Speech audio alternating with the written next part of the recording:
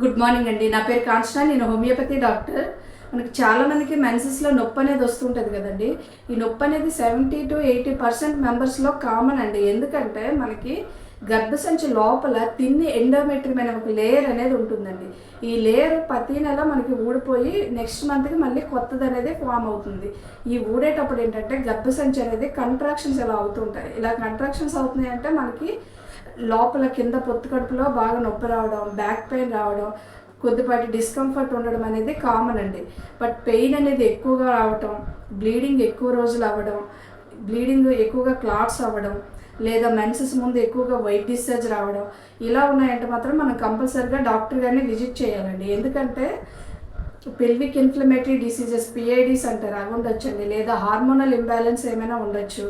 గర్భసంచిలో polyps అంటారు, చిన్న పిల్లకల్లాగా అవైనా ఉండొచ్చు. లేదా గర్భసంచిలో ఫైబ్రాయిడ్స్ ఏమైనా ఉండొచ్చు. లేదా ఈవెన్ క్యాన్సర్స్ అయినా ఉండొచ్చు. కొద్దిమందికి ఏంటంటే గర్భసంచి వాపు అనేది వస్తుంటుంది.